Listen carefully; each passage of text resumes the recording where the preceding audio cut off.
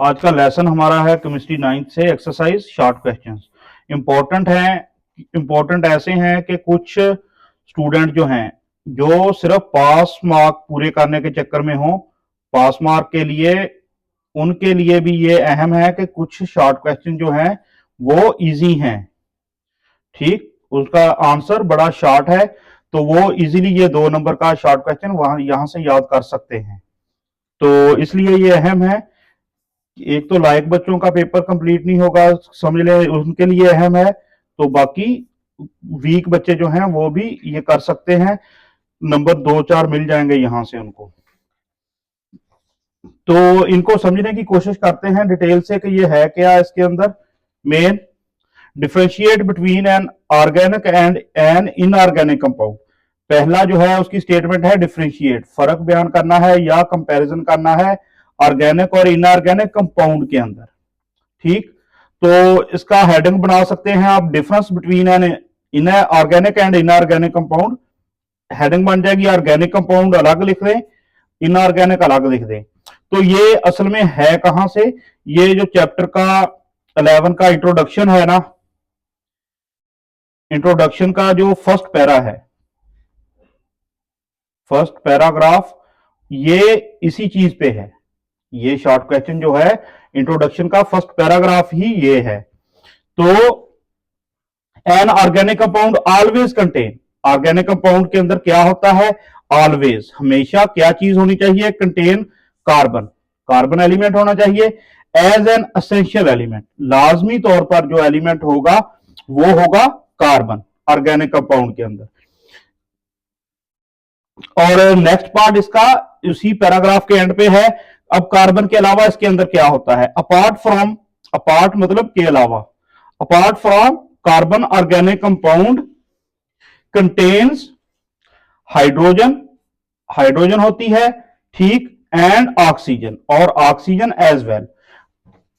यानी कि ये पूरा कैसे बनेगा कि ऑर्गेनिक, कार्बन के अलावा क्या चीज होती है ऑर्गेनिक कंपाउंड के अंदर, सबसे ज्यादा तो होता है हाइड्रोजन, कार्बन हाइड्रोजन, ये ठीक, या ये कंपाउंड होते हैं कार्बन हाइड्रोजन के। ठीक, या हो सकती है तीसरी अहम चीज ज्यादा सबसे क्या होती है, ऑक्सीजन। मोस्टली ये चीजें होती हैं ऑर्गेनिक कंपाउंड के अंदर। अब इसके मुकाबले में जब हम पढ़ेंगे इनऑर्गेनिक कंपाउंड, तो वो क्या होगा, इनऑर्गेनिक कंपाउंड जनरली आमतौर पर डू नॉट कंटेन कार्बन, यानी कि आमतौर पर उनमें कार्बन होना लाजमी नहीं है। आप पहले ये ब्रैकेट छोड़ दो, नीला पार्ट जो है ब्लू वो आप कंप्लीट करो पहले। Inorganic compound generally do not contain carbon as an essential element, ये लाजमी नहीं है कि कार्बन एसेंशियल एलिमेंट हो। कहां है ये, इनऑर्गेनिक के लिए। अब एक्सेप्शन क्या है, अब ये देखें कि CO2 है कार्बन का कंपाउंड, कार्बन मोनोऑक्साइड कार्बन का कंपाउंड है, कार्बोनेट्स जैसे Na2CO3 था, ये CO3 जिसके अंदर वो कार्बोनेट, तो कार्बोनेट्स Na2CO3। अब साइनाइड्स जैसे है पोटाशियम साइनाइड, ये कार्बन और नाइट्रोजन का बॉन्ड होता है इसके अंदर, पोटाशियम साइनाइड हो गया एग्जांपल के तौर पर। तो साइनाइड्स कार्बोनेट्स या ऑक्साइड्स कार्बन के।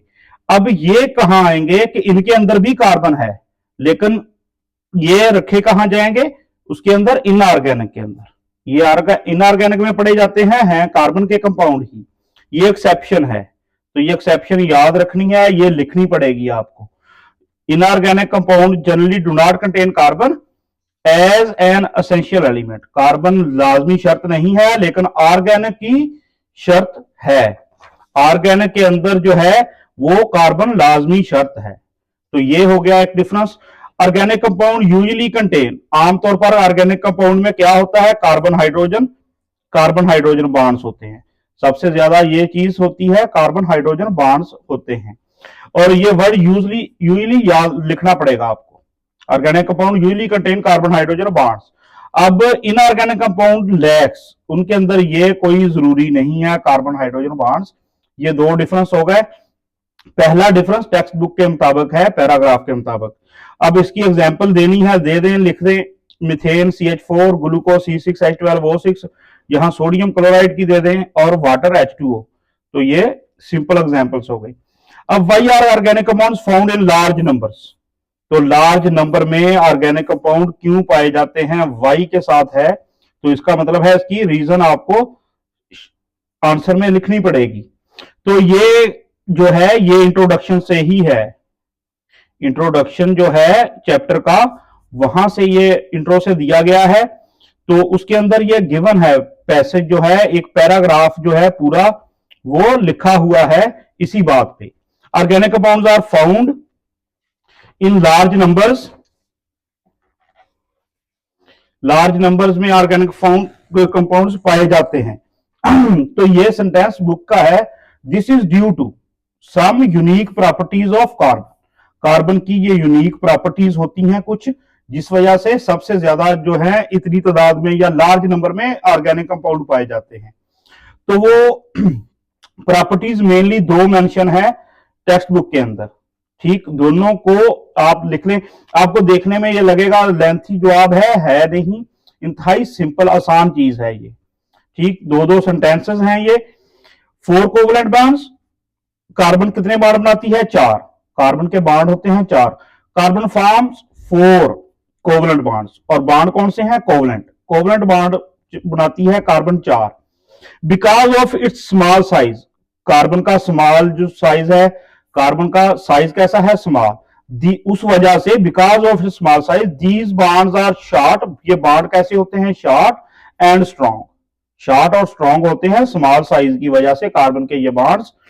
एनेबलिंग, जो काबिल बनाते हैं कार्बन को किस चीज के लिए, to give strong and stable bond with itself and with hydrogen, oxygen and nitrogen, जो एनेबल कार्बन को काबिल बनाते हैं किसके लिए, to give strong and stable bond, strong और स्टेबल बॉन्ड बनाते हैं, यानी कि कार्बन को इस काबिल करते हैं किसके साथ, विद इटसेल्फ, खुद के साथ कार्बन बॉन्ड बना सकती है, हाइड्रोजन, ऑक्सीजन और नाइट्रोजन, ये आमतौर पर पाए जाते हैं मोस्टली। तो एक तो ये देख लें कि कार्बन के 4 बॉन्ड का चक्कर क्या है, कार्बन ऐसे 4 बॉन्ड बनाएगी अगर सिंगल होंगे तो, या बनाएगी डबल बॉन्ड, डबल बॉन्ड एक इस साइड पे एक इस साइड पे, तो कार्बन कार्बन डबल बॉन्ड होगा, या ये मल्टीपल बॉन्ड बनाती है 4 जो है, तो ये सिंगल भी हो सकते हैं, डबल भी है, कार्बन कार्बन ट्रिपल बॉन्ड भी बन सकता है। तो और ये सारे टाइप के बॉन्ड इसके अंदर बनते हैं कार्बन के। तो मेन रीजन है 4 कोवलेंट बॉन्ड्स, इससे ये ऑक्सीजन, हाइड्रोजन, नाइट्रोजन से और विद इटसेल्फ खुद के साथ भी बॉन्ड बनाती है, यही वजह है उसकी इतने ज्यादा कंपाउंड्स होने की वजह से। ये और ये कोवलेंट बॉन्ड बनता कैसे है, शेयर करने से, इलेक्ट्रॉन, इलेक्ट्रॉन शेयर करने से बनता है। अब नेक्स्ट उसने प्रॉपर्टी मेंशन की है कैटिनेशन। कैटिनेशन क्या है, सेल्फ लिंकिंग, यानी कि खुद से जुड़ना, self linking property of carbon, property है ये कार्बन की, कैसी है, सेल्फ लिंकिंग, यानी कि कार्बन कार्बन के साथ ही जुड़ेगी किसी और कार्बन के साथ, ठीक, कार्बन का कार्बन के साथ, सेल्फ लिंकिंग का मतलब कह लें कार्बन का कार्बन के साथ बॉन्ड, इसको कहते हैं कैटिनेशन। और ये इंतहाई अहम है, इंपॉर्टेंट ये डेफिनेशन है, ये अलग से डेफिनेशन शॉर्ट क्वेश्चन में पूछी जा सकती है, इसको आप मिस ना करें। सेल्फ लिंकिंग प्रॉपर्टी है कार्बन की catenation, and due to this, और इस वजह से कार्बन क्या करती है, फॉर्म लॉन्ग स्ट्रेट, लंबी स्ट्रेट सीधी, एंड ब्रांच, यानी कि सीधी भी या इसके अंदर कोई ब्रांच कहीं कहीं लगी होगी, चेन्स, तो ये चेन्स दोनों तरह की बना सकती है, स्ट्रेट भी ब्रांच भी, ठीक, एंड रिंग्स, और रिंग्स बना सकती है, ऐसे फर्क करें जल्दी समझ लें आप, ऐसे रिंग टाइप स्ट्रक्चर भी कार्बन बनाती है। तो ये रीजन है इतने ज्यादा कंपाउंड्स होने की। अब name the products which are obtained, name the products, इतना पार्ट आप देखें, which are obtained when natural gas is oxidise under control conditions, और ये जो है कंट्रोल कंडीशंस, ये अहम है पास स्टेटमेंट का, ये कंट्रोल्ड कंडीशन से क्या मुराद है ये आपको समझ होनी चाहिए। तो प्रोडक्ट्स के नाम लिखने हैं, ऑब्टेन्ड नेचुरल गैस को कुदरती गैस या सिंपली कह लें CH4 को ऑक्सीडाइज करें अंडर कंट्रोल कंडीशंस, तो कौन से प्रोडक्ट बनते हैं, आप यहां नेम द प्रोडक्ट्स की बजाय आप ये विच तक काट दें इसको, इसी स्टेटमेंट को यहां तक काट के आप लिख दें वाटर एंड कार्बन मोनोऑक्साइड। अब आप ये कार्बन मोनोऑक्साइड देख के कह सकते हैं कि ये हो सकता है आपको ग्रामर्स के अंदर ऐसे ना मिले, लेकिन वहां आपको CO2 मिले, यानी कि आपको CO2 मिले लिखा हुआ। लेकिन जब कंट्रोल्ड कंडीशंस की बात आ जाए तो इसका मतलब होता है लिमिटेड सप्लाई ऑफ एयर, इसका मतलब होता है लिमिटेड सप्लाई ऑफ ऑक्सीजन कह दें आप, ऑफ ऑक्सीजन। तो अंडर कंट्रोल्ड कंडीशंस की जो शर्त उसने रख दी है, अब कार्बन डाइऑक्साइड नहीं बनेगी, कार्बन मोनोऑक्साइड बनेगी, और इसको कहते हैं इनकम्प्लीट कंबस्टन। इसका नाम है इनकम्प्लीट कंबस्टन है ये।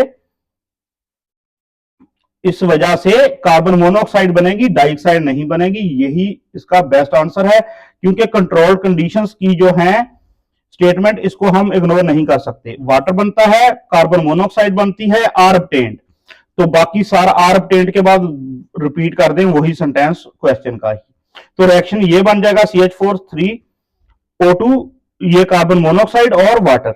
अब इसको याद कैसे रखना है बैलेंस करने के लिए, 2-3-2-4 से याद रख लें। 2-3-2-4 के कुलिये से ये क्वेश्चन आप याद रख सकते हैं, 2-3-2-4 से ये हो जाएगी बैलेंस। अब नेक्स्ट क्या है, how naphtha fraction is decompose to give lower hydrocarbon. Naphtha एक फ्रैक्शन है, जैसे उसकी डिस्टिलेशन होती है फ्रैक्शनल उसकी क्रूड ऑयल की, तो हमें डीजल पेट्रोल कह लें LPG वगैरह मिलते हैं, इसी तरह नेफ्था एक प्रोडक्ट के तौर पर हमें मिलता है, उसको कहते हैं naphtha fraction. How naphtha fraction is decompose, उसको हाउ के साथ है क्वेश्चन उसका, कैसे उसको डीकंपोज किया जाता है लोअर हाइड्रोकार्बन हासिल करने के लिए। तो नेफ्था फ्रैक्शन ये भी टेक्स्ट बुक से है, और ये है प्रिपरेशन का, प्रिपरेशन अल्केन्स की, वहां से है ये प्रिपरेशन ऑफ अल्केन्स से। तो naphtha fraction is decompose, naphtha fraction जो है उसको डीकंपोज किया जाता है गिव लोअर हाइड्रोकार्बन देने के लिए। कैसे किया जाता है, हाउ का आंसर अब ये है, by the process of cracking. तो यहां तक भी कोई बच्चा लिख दे, वो मुकम्मल इसको ना लिखना चाहे, इतना भी वो गुजारा हो जाएगा उसका।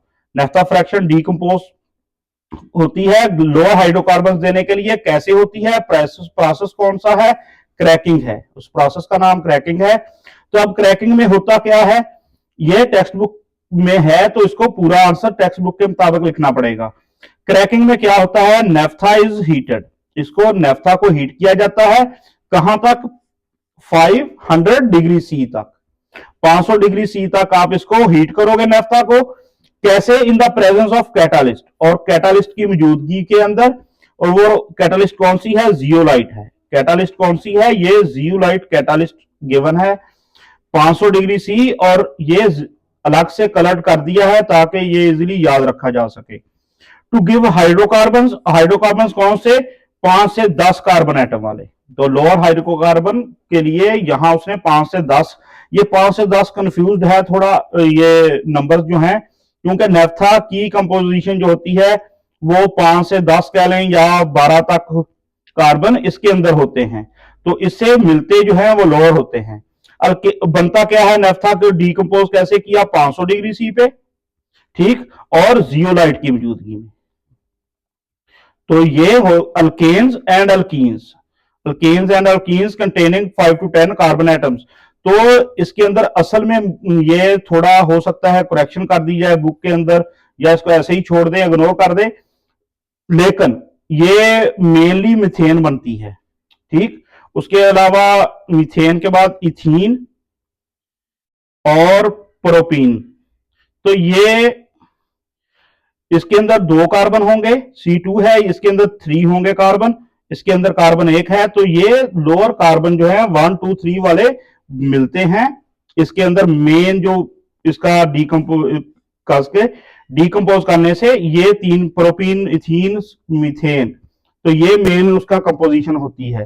तो 1 1 2 2 3 3 कार्बन है इसके अंदर। तो फिलहाल आप ऐसे ही याद कर लें इसको।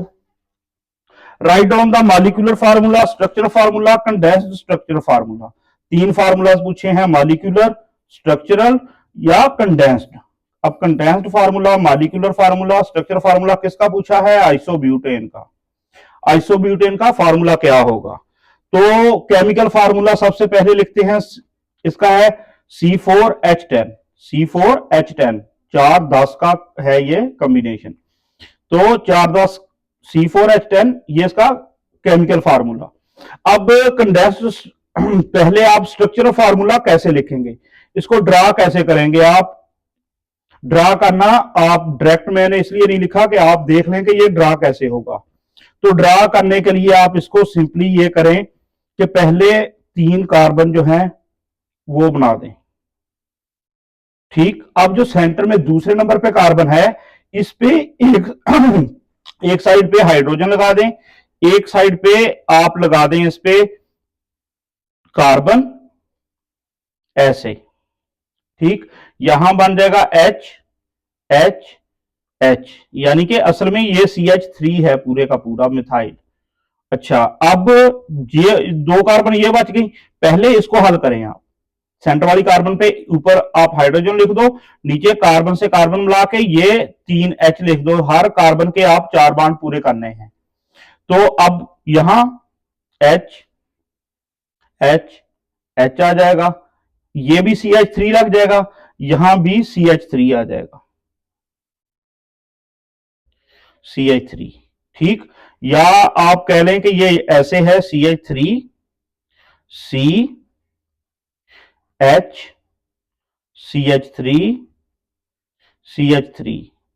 तो CH3 कितनी बार है? 3 बार है। तो CH3 सारे को थ्राइस कर दें, और C और H है, तो ये बन जाएगा कंडेंस फॉर्म में फार्मूला इसका। ये सबसे याद रखना इजी रहेगा, CH3 की थ्राइस CH। तो ये स्ट्रक्चर जो है ऐसे ड्रा होता है कि आप स्टार्ट करें सेंटर से, इस कार्बन से, ऊपर हाइड्रोजन, नीचे कार्बन लगा के CH3, यानी कि ये पूरा CH3 लगा है यहां पूरा ये। तो इधर भी CH3 हो जाएगा, इस साइड पे भी CH3 हो जाएगा। तो ये तरीका है इसको ड्रा करने का। अब जो है how organic compound useful, organic compounds जो है यूजफुल कैसे हैं हमारे लिए? Organic compounds are very useful for us, they are used as. तो ये कैसे कैसे हम इस्तेमाल करते हैं रोजमर्रा जिंदगी में? फूड जो हम इस्तेमाल करते हैं उसके अंदर कार्बोहाइड्रेट्स, प्रोटीन्स, फैट्स। तो आप सिर्फ ये ग्रीन के साथ जो पॉइंट्स हैं सिर्फ ये भी लिख दें, ये एक्सप्लेनेशन वगैरह ना लिखें तो कोई इश्यू नहीं, यहां तक परफेक्ट आपका आंसर कंप्लीट हो जाएगा ग्रीन पार्ट वाला। ठीक, ये 4-5 जो है यूज लिख दें। Food, clothing, medicine, drugs. Medicine drug में टेक्निकली डिफरेंस होता है ये इनका। तो प्लास्टिक्स, रबर, सोप्स, कॉस्मेटिक्स, ये इस्तेमाल की चीजें। Fuels, petrol, diesel, LPG, natural gas, और क्लॉथिंग के अंदर कॉटन, वूल, नायलॉन वगैरह। तो ये सारे इस्तेमाल जो है 4-5 जो है आप मेनली यही लिख दें, 1 2 3 4 5 ऐसे बना के पॉइंट। ये ब्रैकेट के अंदर एक्सप्लेनेशन बेशक दोनों तीनों की ना लिखें। तो एंड पे सेंटेंस आप ऐड कर सकते हैं, they provide us energy, food, clothing and materials for daily life use. ये एंड पे ऐड करना कर दो, नहीं करना ना करो। नेक्स्ट क्या है? Write down the names of, name लिखने हैं।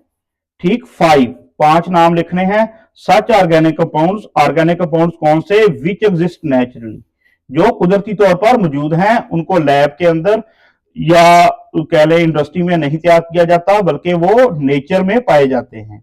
तो वो कौन से हैं? 5 organic compounds which exist naturally. एक तो मीथेन हो गया।